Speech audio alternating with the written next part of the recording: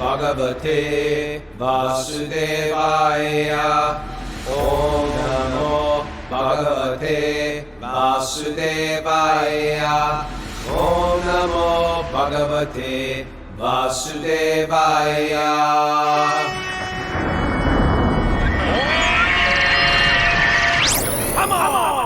Live from Super Soul Farm, this is Wisdom of the Sages, a daily spiritual podcast that makes ancient wisdom relevant today. With your host, Raghunath, and co-host and senior educator of the Bhakti Center in New York, Stu Das. Welcome to the show. This is episode 1337. Woo! Yeah. Good. Hey, Wisdom of the Sages has launched our new online community platform. Instead of using 5 different apps, which we previously had going, to get every benefit of being a supporting member, you'll find chat, right? Because people just chat together. Yeah. Classes, merch, upcoming events, retreat registration, and so much more, all in one place. So log into the new Wisdom of the Sages website, wisdomofthesages.com, and subscribe today. This is a community-supported podcast. It only exists because we have a community. We weren't even expecting to have a community. We were just doing our podcast. And we have this very big, wonderful community. A bunch of them are about to show up tonight for our big Kirtan with Madhava at Super Soul Farm. And a bunch of them you're going to see in New York City. Yeah. And we are all inspired for the big Johnathon Festival, because then our community is going to go to New York for that community. And then the entire big community is going to get on a plane and fly to Italy for our Tuscany retreat. So anyway, thanks for everybody. But the final statement on that is, please, if you've never done, if you never thought, oh, I can support these guys, yes, you can. Go to wisdomofthesages.com, and for a monthly contribution of $5 a month, cheaper at this point than a cup of coffee. For 1 month, you get everything you get, and you get a backload, a treasure trove of classes, workshops, etc. Expertly filed. Raghunath, the whole idea why they wrote up that short little announcement for you is so keep that it short. It would be quick, yeah. But Yeah, now you're ripping I on feel it. like there's so much to say about it. There is a lot to say, though. There's a lot to say, and I really like the new site. I'm excited, and I wrote them. I wrote the webmasters. I said, I want to thank you for doing the site. You did such a good job, and I thank you for all your service you did. He wrote me back. He said, Prabhu, this is only the beginning. So these guys. That was Matt that said that? That was Matt that said that. It's one of these things. And yeah. I feel the same way about my service. You feel the same way about your service. Once you get locked into your offering, what you want to offer for Krishna, you just start to think, I just want to serve Krishna more and more and more and more. Keep going with it. I want to keep going with it because it makes me feel good. Makes me feel good doing this podcast with you every morning, Raghu and Mara. And I want to keep going with that. We're really excited up here. Bunky's up here. We got Maya up here. We've got Bhakti Udi up here. And more people are starting to trickle in. All right. And we're just getting excited for Madhava coming up there. Madhava is serious. He comes in there. He's got the dreadlocks on. He's got the tattoos. But more than that, he's got like deep meditation, kind of meditative quality to him, right? A deep meditative kirtan. If you have dreadlocks and you're thinking, hey, I want to become a Hare Krishna, how can I do that? I don't want to shave off all my dreadlocks. Well, there's hope. There's hope for you. You leave a couple back there. You leave a couple back there hanging long. Yeah. No, he chants that might be a thing. I think in the old days, that might be a thing. I like this bhakti stuff, and I want to cut off my hair. You know what I mean? Well, that was always another way to go, is just grow the dreadlocks. The point was you're going to minimize the attention to it, right? Well, in real world, I think if you joined a Hare Krishna temple, it was sort of like you were shamed. You were hair shamed. Yeah. Well, I think traditionally, it's like now dreadlocks are like fashionable. But like traditionally, it was like an anti-fashion kind of thing. It's just like, I'm not even going to comb it. Yeah. I think people who just got criticized for having them because it's a black thing. It's cultural appropriation. It's like, it's anybody who didn't comb, anybody doesn't comb their hair, it becomes a dreadlock. My dog, the sheep, if you don't brush out the sheep's hair, they'll dreadlock. Are you culturally appropriating sheep? Right. Maybe the sheep are culturally appropriating. Yeah. All right. Anyway. Speaking of you? cultural appropriation, let's get into the Bhagavatam. Let's study this Hindu literature. Okay. Oh. No, but we got announcements from Mara. She's all queued up. Yes. We've got back to recovery group meetings today at noon and 1:30. And tomorrow for our supporting members, we have Cult of Cain Asana, Feel Good Friday with Josh Kane at 10:30 a.m. And people can also go to that new platform to sign up for the sage groups there. Are there any spaces left in the sage groups? There are some spaces, but they're filling up really quickly. How many groups are full, Kastub? I think like 22 out of the 31 groups are now totally full, and those other ones are going to be, like half full or whatever. So if they all fill up, we'll add some more. But check in there, get your spot, and better sooner than later. Great. Speaking of cultural appropriation, Raghunath. Yeah, what have I done now? Growing that beard, appropriating. No, but because Brigupad, who we're going to have on the show. Oh, yeah. With the professor. How was your time with the professor? It was great with the whole family. What did you with talk Sarg about? Grahi What did and you the talk little about? daughter. Well, this is one of the things we talked about was because it's Rath Yatra time. Yeah. The day after Rath Yatra, which means this coming Sunday, and the Brooklyn Temple traditionally is like, it's just like a huge, massive program. It's like the place has got packed with maybe a couple thousand people. Yeah. Everybody's decked out, especially the second generation devotees. They get into it, they're all, the guys, they got their fancy dhoti on and their thing. Fancy bugle bundies. The bugle bundies. I'm gonna bring some fancy bugle bundies. A big flowery one, and the girls are all totally decked out. They got their big fancy sari on and the jewelry and everything. Yes. And then the kirtan, they're getting into the kirtan. So and then they have like dramas. You see, I brought A.G. Mohan and his wife there, Indra Mohan. A.G. Mohan. He's actually mentioned in my book, A.G. Mohan, but not by yeah, name. Secret Or secret pranayams. That was A.G. Mohan. But A.G. Mohan and his wife, these are like traditional Brahmins, South Indian yogis, Brahmins, traditional to the core. So people who study yoga and really got into Wisdom of the Sages from the yoga community, A.G. Mohan and his wife studied with Krishna Namacharya.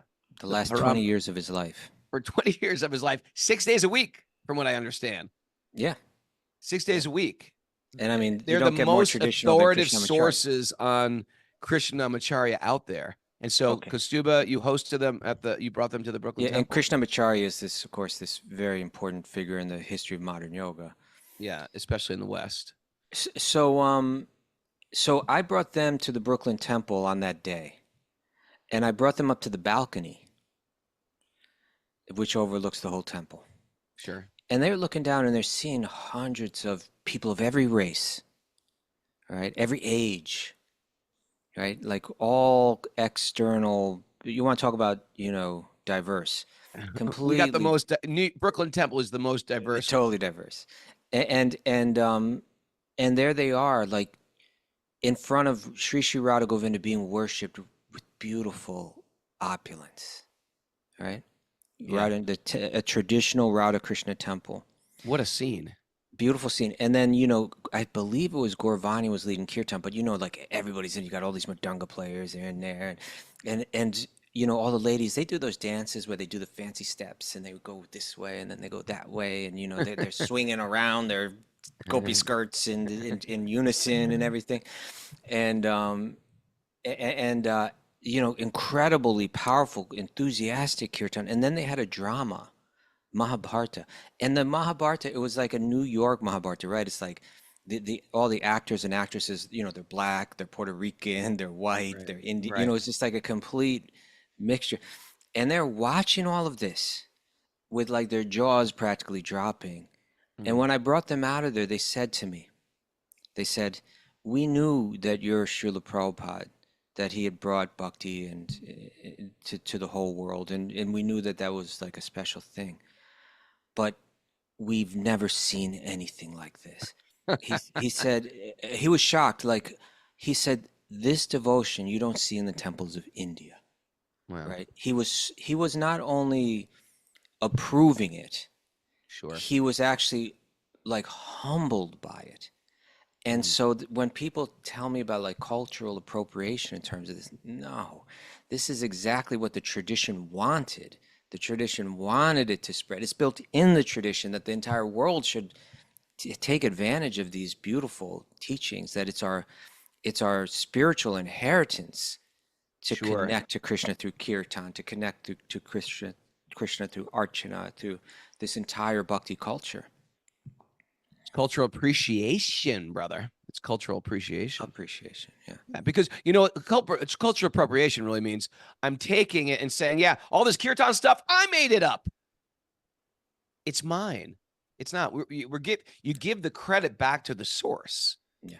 That's the difference. That's why it's not cultural appropriation. And the ironic thing about the cultural appropriation claim is that within the tradition, there's a warped part of the tradition that took a beautiful tradition of unity and used it as a tool of exploitation. In other words, to say I was born a Brahmana based on birth, and the way that it's warped is this conception of birth. I was born a Brahmana, therefore you need to do what I say. I get all the privilege. Sure. No. It's not your birth. It's your qualities, right? It's a merit based. So when people say that, like within the yoga world, Westerners practicing yoga, practicing bhakti, that it's cultural appropriation, they're actually playing right into the hands of the oppressors who are saying that it's based on birth. No, the whole point is it's not based on birth. It's not based on birth. We're spirit souls. There is no, you don't understand, there is no Indian American. That's secondary stuff. Yeah. Cultural reclamation, Kylie Brown says on the message board. Yeah. It's everyone's culture. Reclaiming our spiritualness. Sure. It's Krishna's culture. And we're all connected to Krishna. What's our gotra? What's our birth lineage? Achyuta Gotra. We're all born in Krishna's family. I like to think of it like that. Well, we've got a special nugget. A nugget is when we take something from some piece of perhaps Western literature, and we draw out a commonality in Vedic teachings. And we took today, commonality. We took from Johnathon Livingston Seagull by Richard Bach. Jonathan, what an amazing story, huh? Yeah. I think you ought to write a book like Johnathon Livingston Seagull. Maybe some animals talking to each other. You like talking animals. Yes, I do. Yes, I do. Especially birds. I like talking birds. Okay. This is what he says. Hit it. Do you have any idea how many lives we must have gone through before we even got the first idea that there is more to life than eating or fighting or power in the flock? This is right out of the Bhagavad Gita. It's as if this bird read the Bhagavad Gita. Do you have any idea of how many lives we must have gone through before we even got the first idea that there is more to life than eating or fighting or power in the flock? Yeah. You know, I was thinking, like, I have very colorful dreams at night, but as soon as I wake up, I forget them. Instantly. If you're not practically instantly, you know, like oh, I got to go downstairs and turn on the sprinkler or something like that, and I'm just like, what just happened? Something traumatic or something big or some deep conversation or some adventure. What was it? It was just a moment ago, and it's gone. That's what it must be like for a toddler or a before toddler, like a little child trying to figure out, like, who are these new people? Who are the old people? Because there's all these new things around me. It makes me forget about the past. Oh, yeah. But Raghunath, you didn't finish the nugget. Oh, start it over again. That was it. One. Do you have any idea how many lives we must have gone through before we even got the first idea that there is more to life than eating or fighting or power in the flock? 1,000 lives, John. 10,000. We choose our next world through what we learn in this one. Oh, what a bird story. We choose our next world through what we learn in this one. There you go. You know, sometimes parents suffer tremendously doing everything they possibly could to raise their kids. And the kid just doesn't turn out how you want him to turn out. I can't believe he went this way. I thought he was going to go that way. And you know what? We're raising a cantaloupe and we want a watermelon. Kids have their own karma they have to go through. You And raised the cantaloupe. Yeah. And you wanted They were cantaloupes themselves. Okay. They were cantaloupes themselves, but you're hoping for a watermelon. It's not going to happen. It's not going to happen. They have their own karma they got to work through. You're going to affect them somewhat, but you're not going to recreate them. Why? Because they took this birth for a particular reason. And there's lessons they have to learn. We all get some jail time. We were saying this yesterday in the material world to learn, to grow from, to purify ourselves, to rectify ourselves. And sometimes, and I see this in Krishna consciousness a lot. There's so many lessons we get on a regular basis just from listening to this podcast. There's so many lessons we get in our reading on a regular basis, but how many do I actually let sit with me? And how many, not do I sit with me, but how many will I carry with me tomorrow or next week or next year or in 5 years, or where I got a lesson, but I'm going to let it go. So these are all deep trajectory changing lessons we're getting in the Bhagavatam, how to become a different person in 5 years, in 10 years, in 20 years from now. Or will I just let them go and go back to the patterns that I've inherited, from a bloodline, a family lineage, eating, fighting, and the power of the flock. Eating and fighting and powerful and resenting and arguing and complaining. You ever meet a person who just complains all the time? And sometimes we inherit that from our parents. We inherit sort of sharpness. Sometimes I've got an Irish temper, or people say things like this. Guess what? We are not our bloodline. And don't cement yourself to that identity. It is not you. You can transcend that bloodline through a practice of spiritual life. There you go. Boom. You go. It's such a this conception, right? One bird speaking to the other one, saying that we're taking births again and again to learn something about life.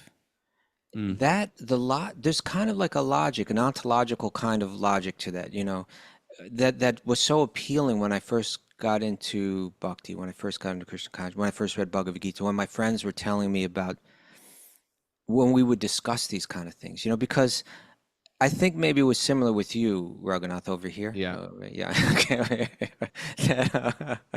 There you go. Look at me, Raghunath. There we go. Go ahead. And you can tell me, but you must see my whole face go like this. Oh, it's Raghunath. It's not like I don't need to be like Sherlock Holmes to figure out like you were done with your monologue and you're gone. The best is when someone sent me that clip. What was it? Oh God, that one was brutal. I sent you that clip. You sent me that clip. What was happening? I was sitting next to you where Mara is, and we're sitting right next to each other.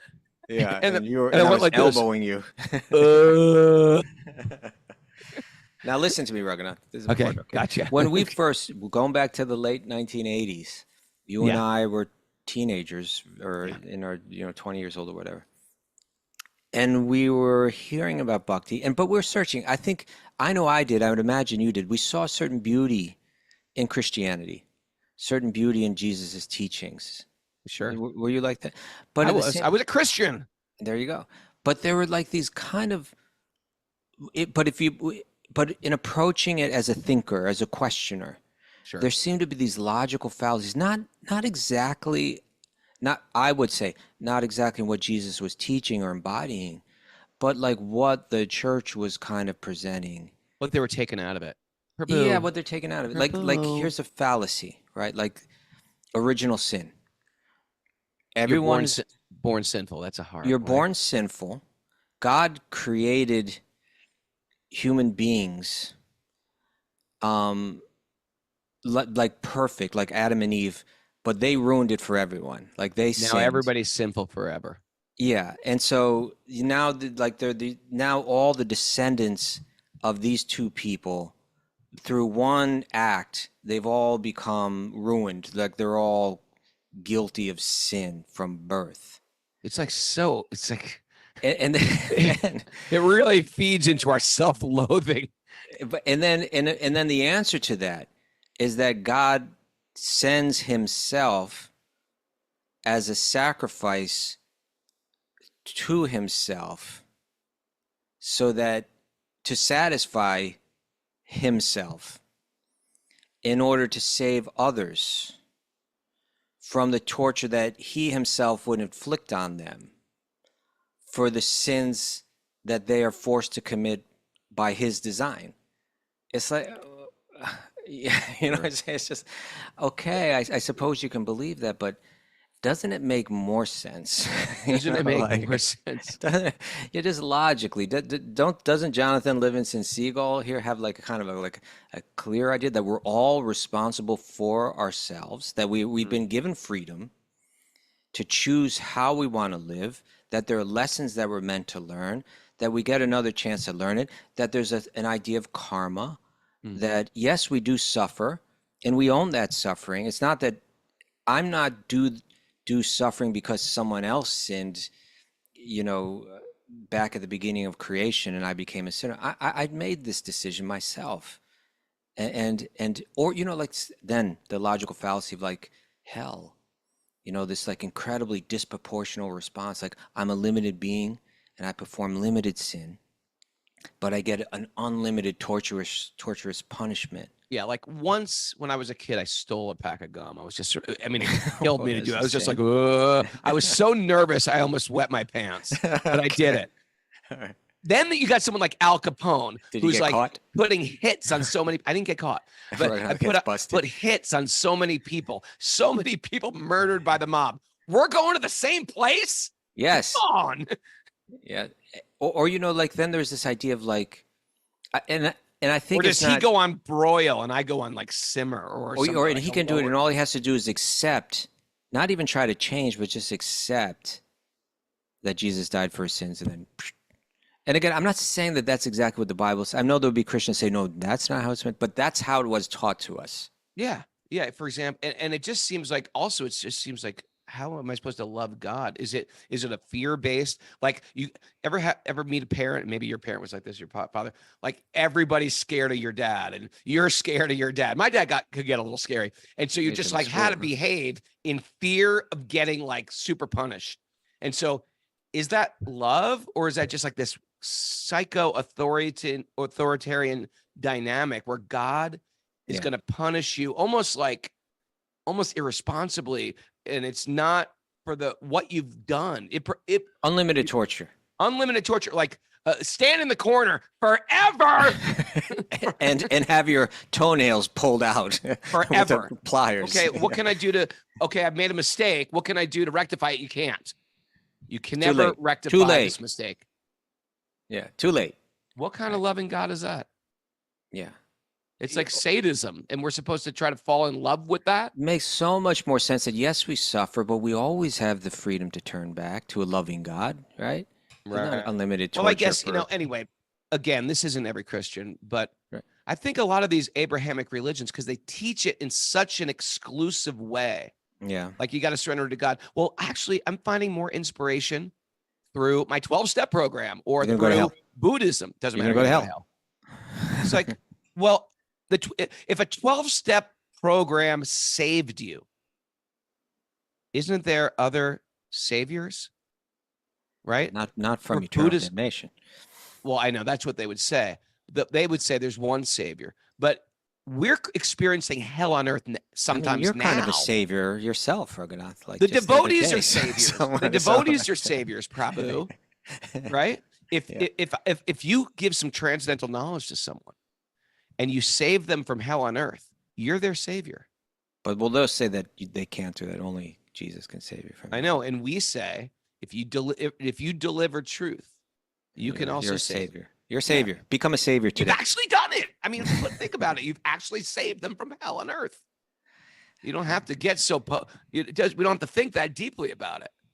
You know, another one that was just like, come on, guys, was like this idea of being reunited with your loved ones in heaven. Oh, that's weird. I mean, I don't want to see everybody old. Like, that was the point. It's like, well, if a baby dies, is it a baby in heaven, or is everybody the same age? Or no one had a good just answer like, for that. or your dog? Do the dogs go to dog heaven? My Or mother would if- say they go to dog heaven. What if the baby didn't have the opportunity to choose Jesus as its savior? Well, Well, then it goes to heaven anyway. Oh, then the best thing to do is kill the baby? You know, I know. it's just It's babies go to heaven. Are you sure? So it just, there was no Atma At Gyan. what point do babies get responsible? Yeah. Right. So here's at 5. So here's my point: is that the teachings of the Gita and the Bhagavatam, they had in Vedanta, Atma Jnana, understanding the nature of the self, that we're all eternal sparks of spiritual energy. It makes right? so much more sense. Yeah, it's not that when you go to Vaikuntha or the spiritual world that you're reborn in the same body and you're all looking at each other and recognizing. No, you've gone through many bodies, as we pass through this world. That's not our identity. Understand the distinction that the Atma has its eternal identity that has nothing to do with the body that you're in temporarily. That is a consistent, clear, idea. I still stand with this. If you really want to understand the Bible, study the Bhagavad Gita. Okay. Study. If you want to be a better Christian, listen to this podcast on a regular basis. We're not interested in you joining some Hindu club. This isn't like a Hindu nationalist thing. This is understanding relationship with God. It's that simple. And through the self. love and devotion. And understanding the self. Right? And self. Yeah. I've become a better Christian. Well, you weren't that great to start with. It was a little easy. It's easy for me. But if you read my book, Kastuba, there'll be a whole thing of me in college going to my Christian club. Yeah, what happened I bust out the Dhammapada. Which college did you go to? I went to Southern Connecticut University. Is that Southern Connecticut? I've never heard of this university. Are you sure that's a real university? I fabricated it just for the book. Southern Connecticut. Yes, Southern. It's called. It's near Yale, but has nothing to do with Yale. Okay. Except it's near. It's kind of like going to Yale, except without any of the qualifications, and it's much cheaper. And the professors are substandard. Okay. And then they had a Christian club. And a degree there means nothing. Right. And so they had a Christian club there, and you went and checked it out. No, I was a member of the Christian club. Card carrying. I was a card-carrying member of the Christian club because I was straight edge, I was vegetarian, and I wanted good association. I didn't live in the dorms. I lived with a bunch of Yaleys at a house. And I would go there because I knew the importance of good association. And I would go to New York City on the weekends. And, that's where we started our record company in New Haven, me and my friend Jordan.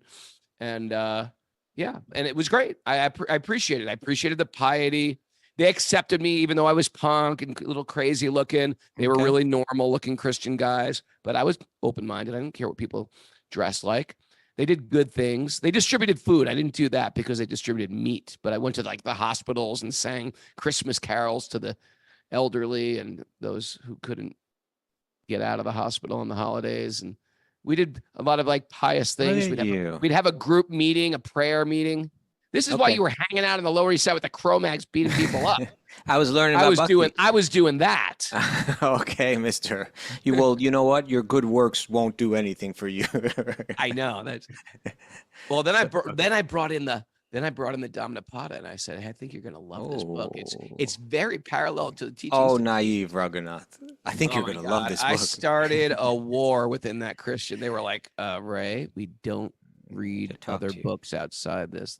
Yeah, we need to speak about this, Ray. Anyway, it caused a whole thing. I'm not going to get into it. It's in my book. But it's a funny exchange we had. And at that point, I realized I want to hear about it. I haven't read the book yet. I'm still... I just said, hey, I was just in New York City. It was my turn to share in the Christian circle. Did they hand you something to hold when you speak? Like a stick or something? Do they give you like a stick when it's time for you to speak? No, this isn't like Lord of the Flies.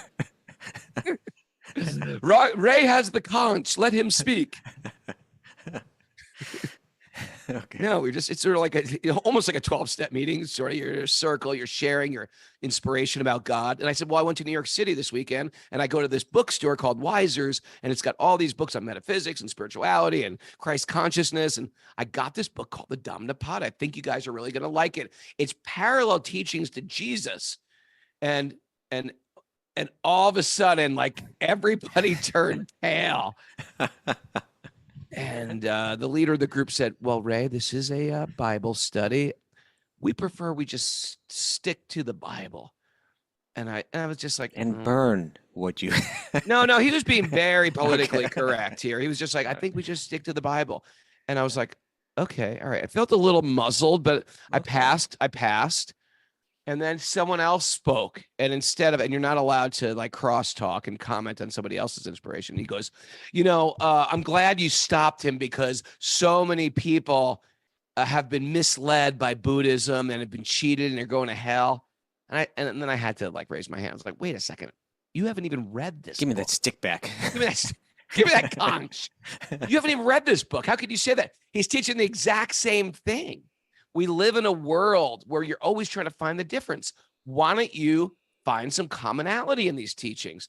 There are always going to be different rituals. There's always going to be different haircuts. There's always going to be different outfits. What do we have in common? Here he speaks about compassion. Whoa. He speaks about empathy. He speaks about integrated living, about nonviolence. Like, why? But did it talk about the blood of Jesus? No, he did not. And so then they pulled out those famous quotes, and they did. They pull out those. No one I'm the way, the truth, the light. No one gets through God, to the Father, but through me. But I got him right back with this quote by Buddha. Oh yeah, Buddha says the same thing. Buddha says the same thing. There is no truth superior to no. That's Krishna. That's Krishna. Krishna said no. Buddha says no one crosses the great ocean except through me. So and they would say that's a false doctrine. Yeah, and then the Bhagavad Gita says there is no truth superior to me. So you're like saying everything rests upon me as pearls are strung in a thread. So I said, here we have 3 old books. They all say something different. Now, instead of fighting over this, and by the way, the 2 I just quoted predate your book. So my point is this. Instead of finding out how they're all different, they're all books of wisdom. Why not figure out what they have in common? Oh, preach, Raghu.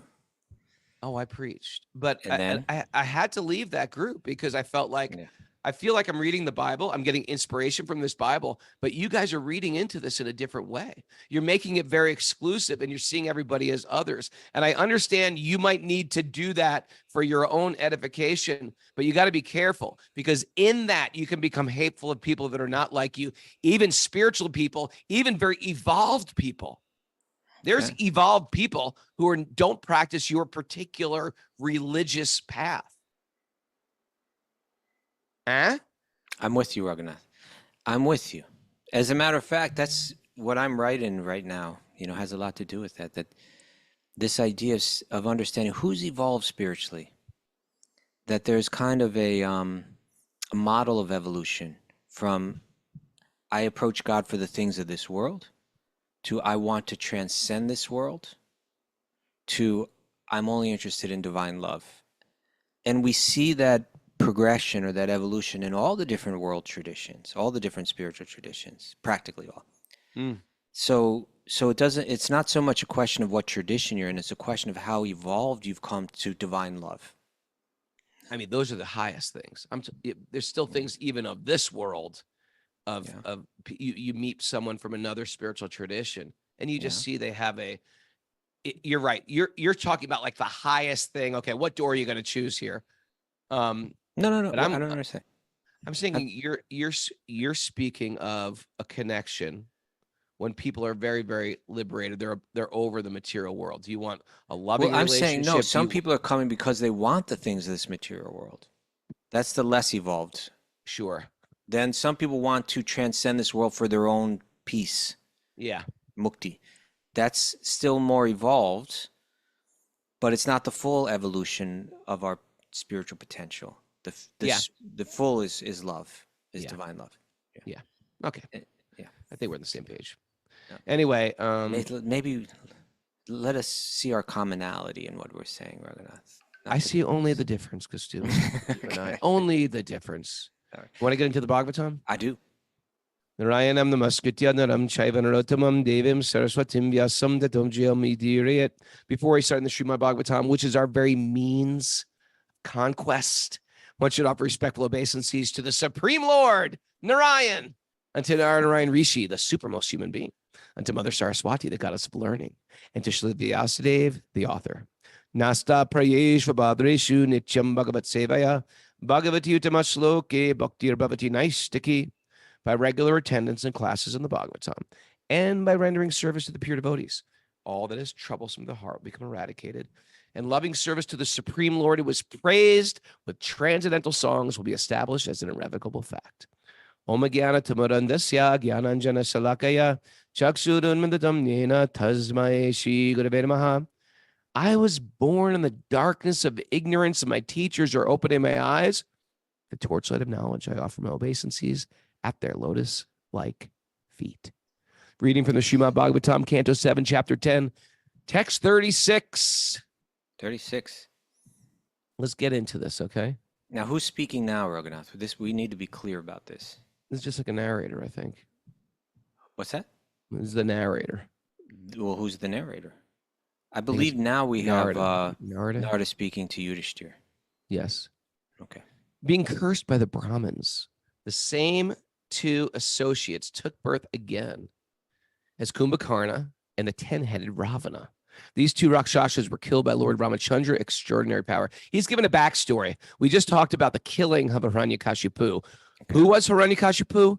He and his brother Hiranyaksha were these spiritual beings that made some offense and had to take 3 births. First they came as Hiranyaksha and Hiranyakashipu.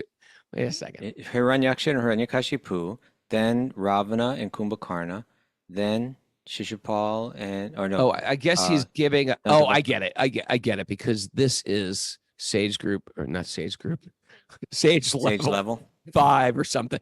Whatever it is he's reflecting back on the story of the killing of Hiranyakashipu. And he's saying, these divine beings had to take 3 births in demons. And he was saying all of that. And everybody out there should know these 3 births. It was Shishupal and Dandavakra. That's in Krishna's Leela. They were killed. They took birth as demons and were killed. Then in Ramachandra's Leela. Well, first, you're going the other direction. Ramachandra's Leela, Ravana and Kumbhakarna. And further back than that. Further back, where we just read from, was Hiranyaksha and Hiranyakashipu. So they were demons with a backstory. But they were devotees when you go the whole way back to the beginning of the story. And that's why there's a backstory. Yeah, that's why we can't hate Kastuba. Mm-hmm. Right? Because everybody's a spiritual being. Everyone's connected. And that's why there's this whole Christian thing. Or I don't know if it's a Christian thing or it's just a philosophical thing. Are people What's that? Are people born evil? Even within Christianity, they say, like, the devil is like. Yeah, well, that's the thing, right? Well, you say, is Satan stronger than God? Is there just one? Is Satan the only evil person? Battle going on. The battle going on. Can't just God crush It's just him? that every living being, what do we call it? Pure soul theology. We're all pure underneath, but we have these warped minds sometimes. Yeah. I mean, I could cultivate a real demonic mind if I wanted to. And that means I embrace lust. I embrace greed. I embrace, violence. No. You become demonic. It's not hard. And you can change Most of us have been there. Right, Mara? Very, very dark past with Mara. Yeah, and and that's the other thing about this, Raghunath, too, was like, as we were learning this kind of stuff, we were also learning that it's not that you just have to accept this stuff blindly. The idea is that, okay, here's the philosophy, right? That it begins with this Atma-gyana, understanding that we're all sparks of spiritual energy that are eternal. Over here, Raghunath. Over here. There we go. Yes. That we're all sparks of eternal spiritual energy. And you don't have to you can try to understand that, because how so? You're not your body. observe your body. You're not your mind. Observe your mind. Feel the distinction between yourself and your mind, yourself and your body. Feel yourself as the observer behind it all. Realize that you've been through many bodies in one life. And if that's the case, then certainly you must not be the body, because you've been in a child's body, that all the cells that compose that body are gone now in some other form. Now you're in a body composed of new energy. You've been through them all. It means I'm not the body. I can sit here and watch my mind. It means I'm not my mind. I must be this spark. And it seems like I'm not affected by the change of the body. Okay, Bhagavad Gita is starting to make some sense, right? So it was saying, feel this, contemplate this. It wasn't just saying, believe this or you're going to go to hell. It was saying, here's a very nuanced and consistent philosophy. Contemplate it, think about it, experiment with it. And if you do, if it starts to trickle in, all the pain of this material world will slowly be relieved. Why? Because our fears, our anxieties, our worries are all based on this conception that I am this shell. And this shell is fragile and it's going to break. And everybody I love, their shell is going to break. And I can't hold on to anything. Everything that I have and everything that I love and everything that I work for is slipping through my fingers. It's like a turtle. If that shell breaks, it's over. And so the thing is, when this starts to actually sink in, the fever of material life starts to reduce dramatically. Right. The fever. Fever. A fever. Okay, let's keep reading.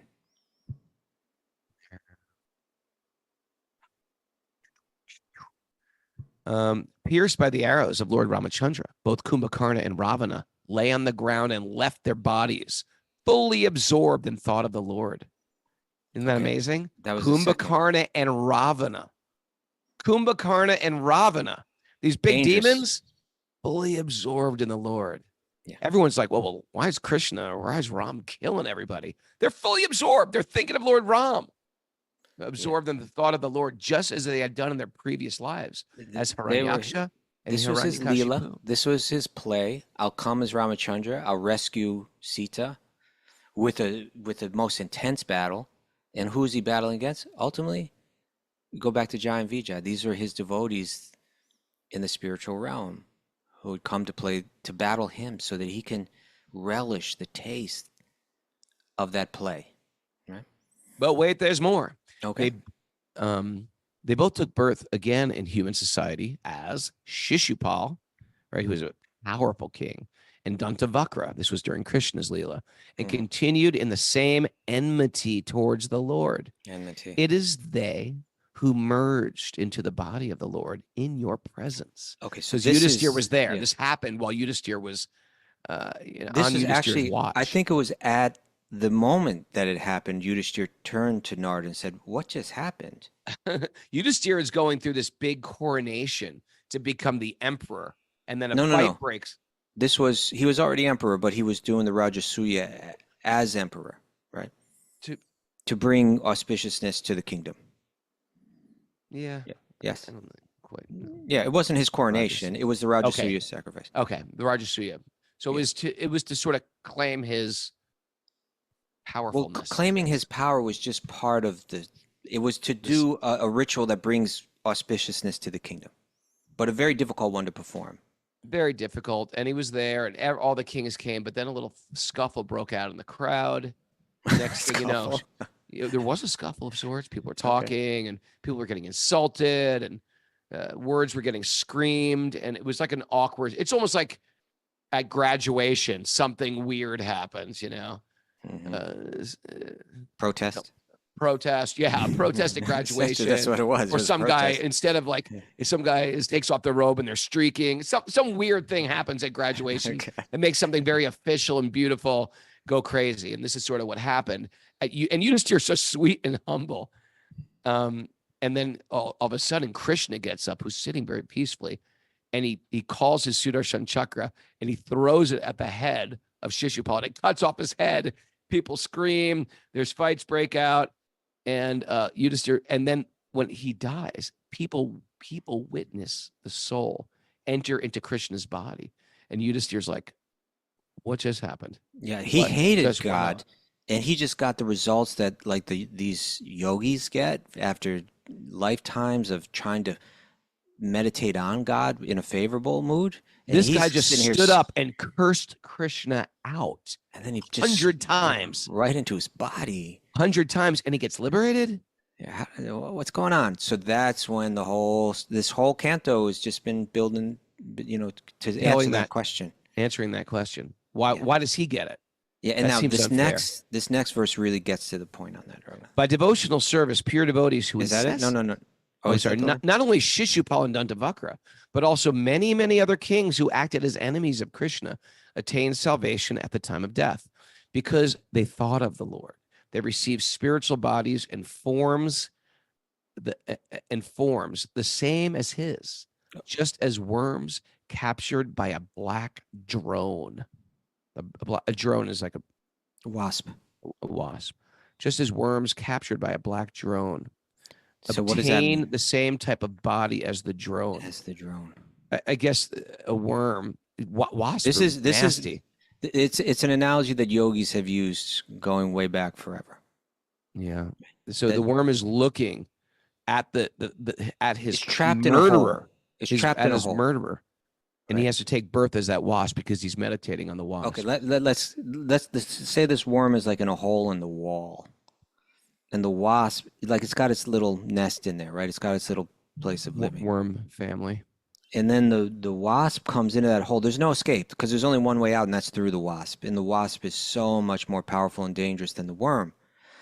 And the worm now is realizing death is coming to me in the form of this wasp, and it's powerful and it's terrifying. And its mind is just entirely absorbed in the wasp. So the yogis are saying then it takes its next birth as a wasp because whatever you're meditating on deeply determines your next birth. That's the point. Now, in the purport, Raghunath, Srila Prabhupada is going to share the mystery of yogic meditation. Why don't you read it? 39. Yeah. The mystery of yogic meditation is explained here. Real yogis always meditate in the form of Lord Vishnu within their hearts. Consequently, no one teaches that in a yoga class, do they? No.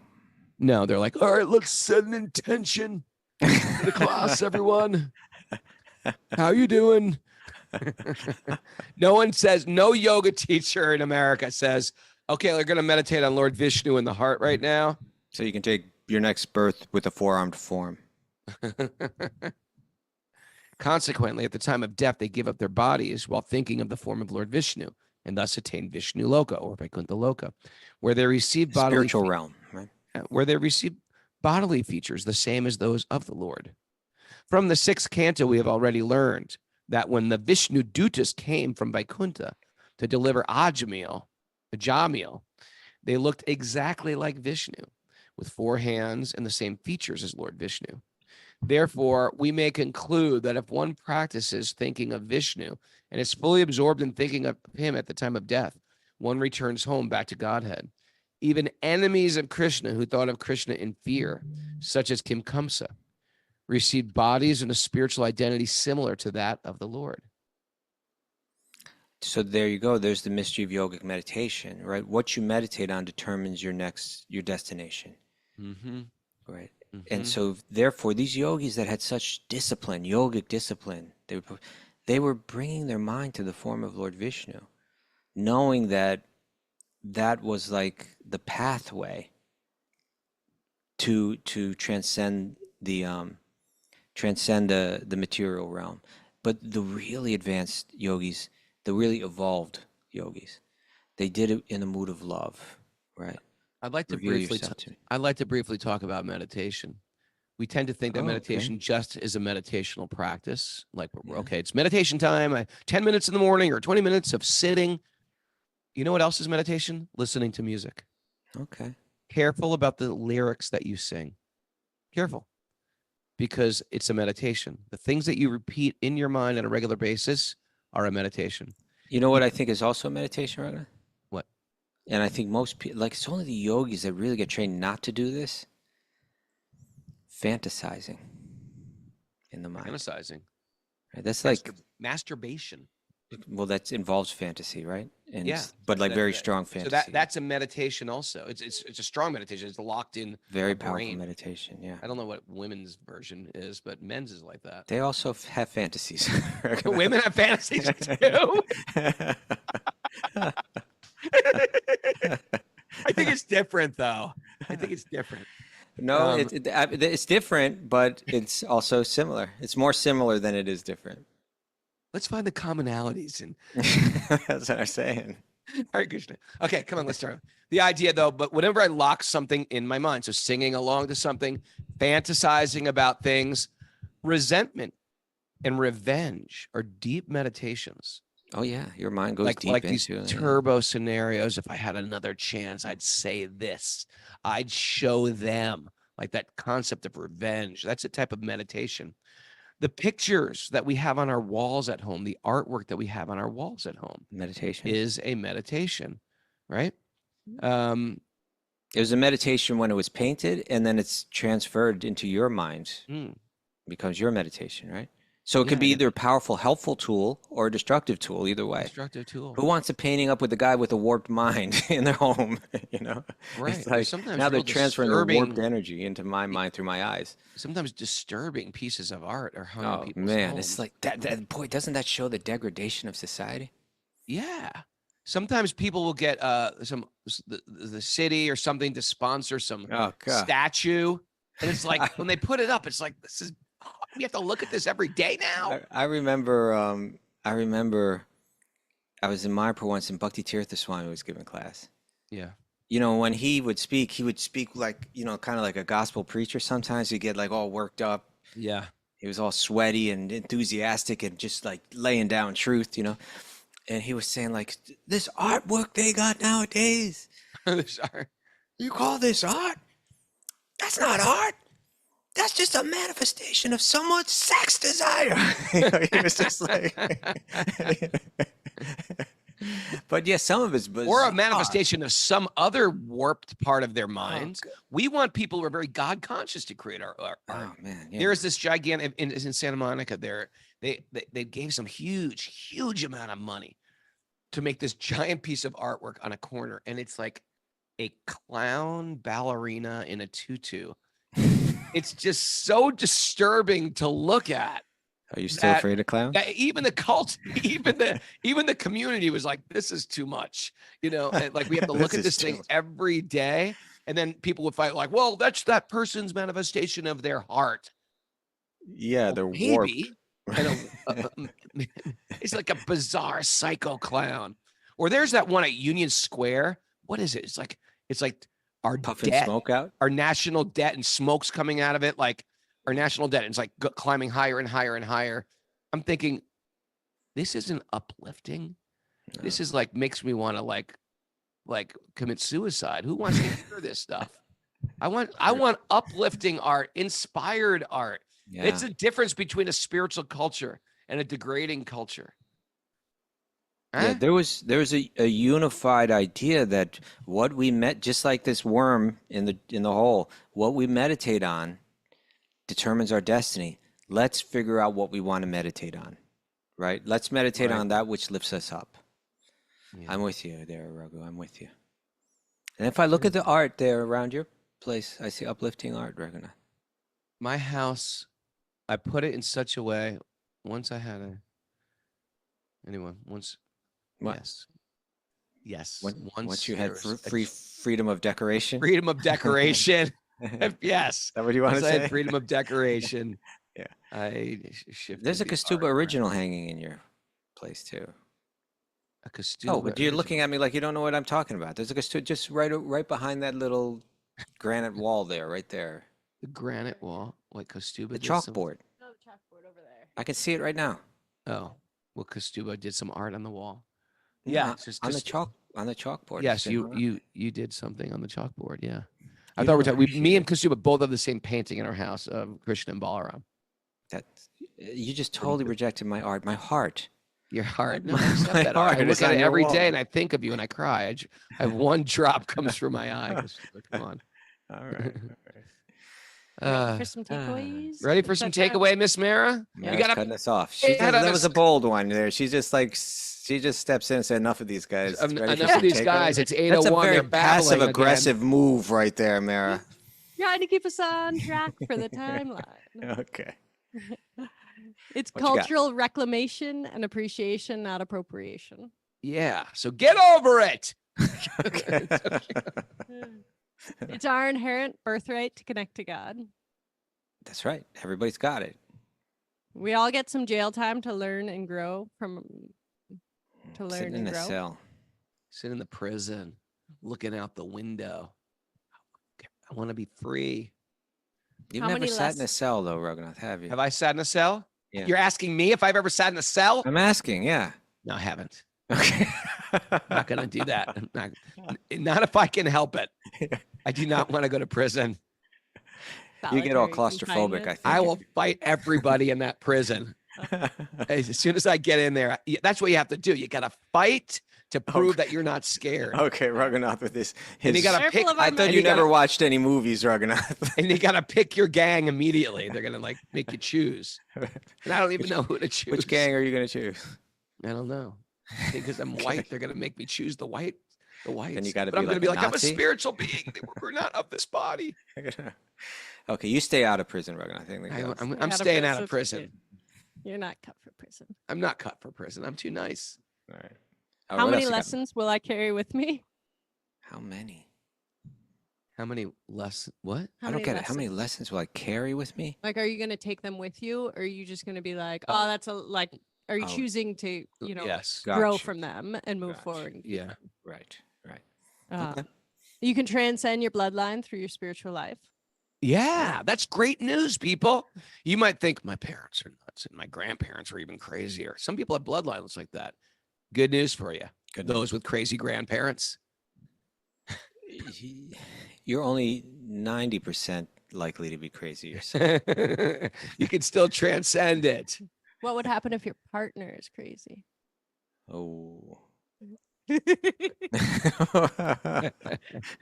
Don't have kids with them. A loving God won't send you to hell eternally. Not going to do that.